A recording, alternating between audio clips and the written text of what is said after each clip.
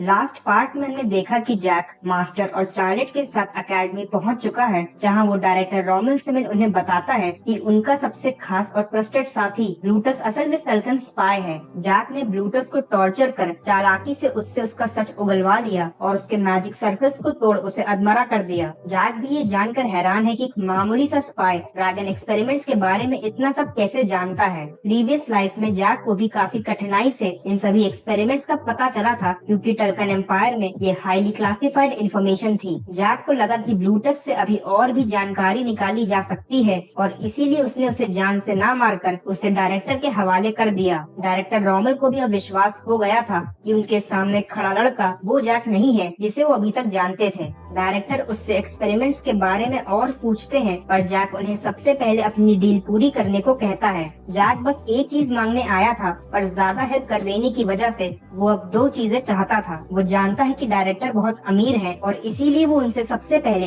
Academy के पास उसके लिए एक मैंशन खरीदने को कहता है। जैक की दूसरी विश ये है कि चार्लेट को भी उनकी अकेडमी में एडमिशन दिया जाए। डायरेक्टर जैक की दोनों विशेष मानने को तैयार है, पर उनकी भी एक शर्त है। जैक का नया मैंशन काफी बड़ा होगा, जिसे अकेले संभालना उसके लिए मुश्किल है। इसीलिए डायरेक्टर कुछ केयर टेकर्स को मैंशन की देखरेख के लिए भेजना चाहते हैं, जो हर समय मैंशन में ही रहेंगे। जैक इससे राजी है, पर वो भी समझ गया था कि केयर टेकर्स तो बस एक बहाना है। डायरेक्टर असल में गार्ड्स को अपॉइंट कर रहे थे, जो जैक की सारी गतिविधियों पर नजर रखेंगे। डायरेक्टर के रूम से बाहर निकलते ही जैक चार्लेट को उसकी अकेडमी में एनरोलमेंट की खुशखबरी देता है, जिसे सुन वो खुश है, पर मायूसी से उसका चेहरा जल्दी ही मुरझा जाता है। चार्लेट एक वेम्पायर है जो ह्यूमंस की अकेडमी अटेंड करने जा रही है। उसे ये चिंता सता रही है कि क्या ह्यूमंस एक वेम्पायर को अपने बीच एक्सेप्ट करेंगे और कहीं उसका वेम्पायर होना उसके भविष्य को मुश्किलों से न भर दे। जैक उसे ये सब सोचने से मना करते हुए मोटिवेट करता है कि उसे अपने वेम्पायर होने पर गर्व होना चाहिए। चार्लेट सोच रही थी कि वो जैक के एहसानों का बदला कैसे चुकाएगी, जिस पर जैक कहता है कि उसे इतना पावरफुल बनना होगा कि समय आने पर एक स्ट्रॉन्ग सबऑर्डिनेट बन वो उसकी हेल्प कर सके।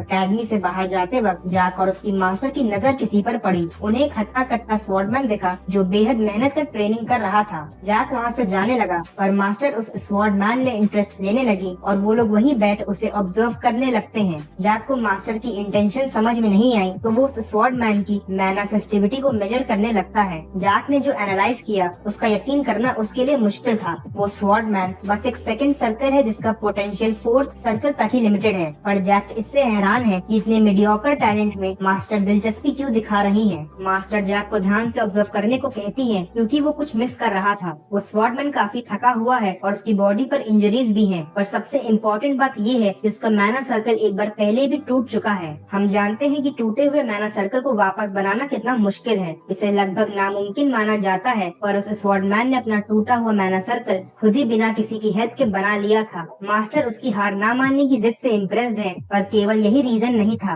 कहा जाता है कि ब्लैक मैजिक के 4 आधार हैं: मृत्यु, विनाश, दुश्मनी और बदला। ये स्वॉर्डमैन जो इतनी इंजरीज होने के बावजूद प्रैक्टिस में मग्न है, इसकी जिद के पीछे एक हेट्रेड छुपी है जो इसे मेहनत करने पर मजबूर कर रही है। जैक उस स्वॉर्डमैन से बात करने चला गया और उसे कुछ टिप्स देता है, जिससे वो अपना पोस्चर सुधार बेहतर ट्रेनिंग कर सकता है। वो स्वॉर्डमैन अपना नाम थैनोस बताता है। हाँ, तुमने सही सुना। और जैक भी खुद को इंट्रोड्यूस करता है। जैक उसे पोशन देकर वहाँ से जाने लगा कि तभी थैनोस रियलाइज करता है कि शायद उसे नाम सुनने में कोई गलती हो गई। ऐसा इसलिए क्योंकि पूरी अकेडमी में एक ही जैक वॉलंटियर है जिसे मार्की हाउस का ट्रैश कहा जाता है। सभी लोग जैक को नकारा समझते हैं और इसीलिए वो पूरी अकेडमी में बेहद फेमस है। आगे हम देखते हैं कि जैक अपने आलिशान मैंशन पहुंच चुका है, जो ड्यूक ने उसके लिए तैयार करवाया था। डायरेक्टर का भेजा हुआ एक आदमी जैक को मैंशन में वेलकम करता है और कहता है कि अगर उसे किसी भी चीज की जरूरत हो तो वो मेट्स को बता सकता है। जैक उस आदमी को देखते ही समझ जाता है कि वो अपनी असली आइडेंटिटी छुपा रहा है। वो आदमी असल में एक बहरूपिया है और उस मैंशन में जैक कई हाई सर्कल यूजर्स की प्रेजेंस को भी फील कर पा रहा था। जैक बिना समय गवाए उस आदमी से पूछ लेता है कि क्या वो एक स्पाई है। ये सुनकर वहाँ शांति छा गई और वो आदमी फाइनली अपनी आइडेंटिटी रिवील करता है। उस आदमी को समझ नहीं आया कि जैक ने इतनी आसानी से उसके बहरूपिया होने का पता कैसे लगा लिया।